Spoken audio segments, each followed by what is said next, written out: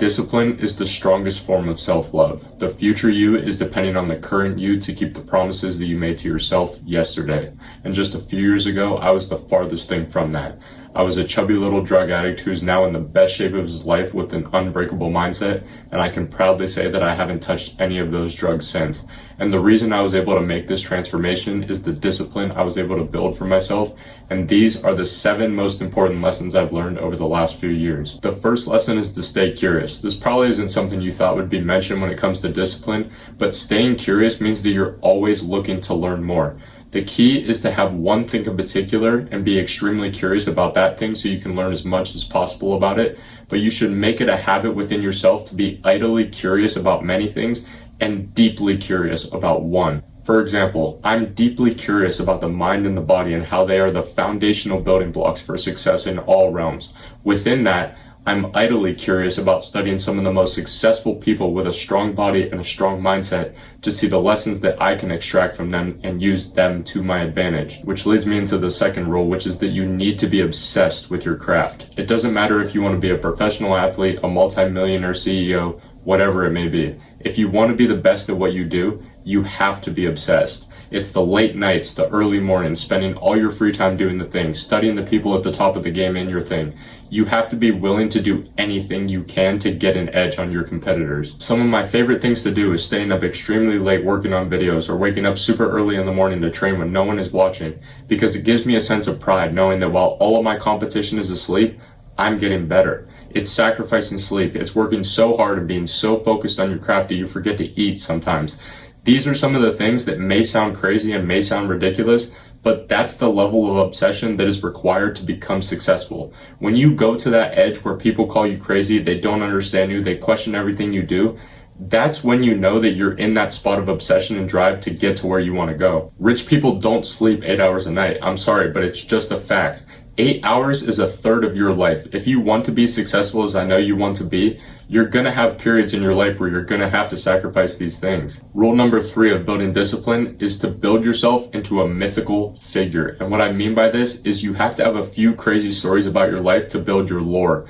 Now, this doesn't mean going through life doing a bunch of stupid shit so you can tell the story about it later on.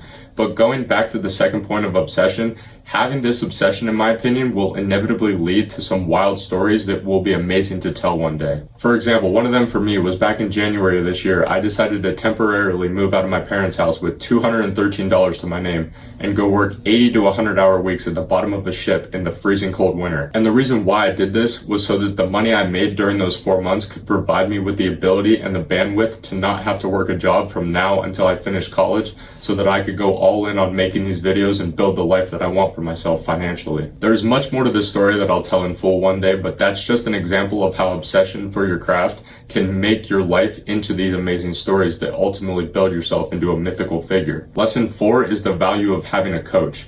Every successful person you can think of has had a trainer, a coach, a mentor, or just someone that helps them keep them accountable, keeps them motivated, and most importantly, keeps their ego in check so that they can continue to work hard even after they've seen a little bit of the success. And it's because someone else will always be able to push you harder than you can push yourself.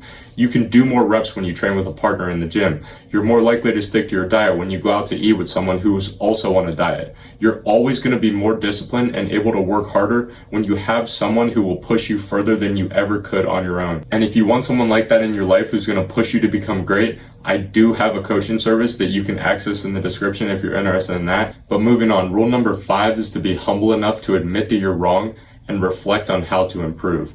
I've made countless number of bad decisions in my life, and the only way that I was able to realize them and grow from them is through admitting all of them are my fault and reflecting on how I can avoid making these decisions in the future. The big one for me was who I would hang around with, because what other people would do used to have a massive influence on what I would do. If they did the drugs, I'd do them too. If they ate the junk food, I would do it too. If they skipped class, I would do it too. And when the other people closest to me at this time would call me out on it, I would get very upset with them because I felt like they didn't understand me. But what I failed to realize is that everybody you fight is not your enemy, and everybody that helps you is not your friend. That's the biggest thing that this part of my life taught me.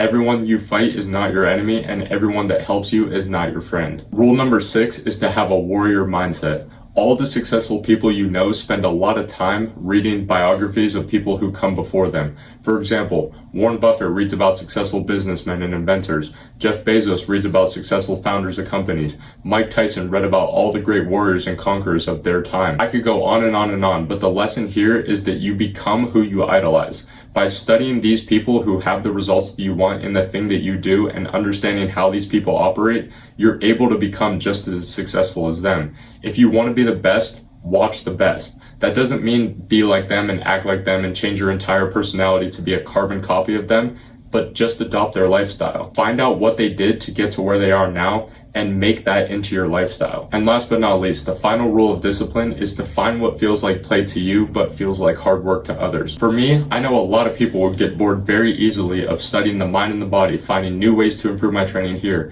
improve my discipline here, eat this food to get this 1% advantage here, and talk about it for hours on end. I know a lot of people would get bored of that very quickly, but for me, it's the most exciting thing that I can do. For me, there's no off switch. There's nothing else that interests me, nothing else that can distract me from my goals, and that's how I want you to be. Find a job that matches your personality perfectly, and all the work that you do into getting better at that job will feel like play to you, which means you will be able to destroy all of your competition doing the same job who see it as work. And if you think that the thing that you love can't be a job, I'm going to help you destroy that limiting belief right now, because the reality is it's 2024. There's more opportunity now than ever before to make money from doing something that you love to do. It's not like when our parents were our age and they had two options. It was either go to school or get a job, climb the ladder for 40 years and then retire. And if you don't believe me, just watch this clip. Amazing. Ice cream so good.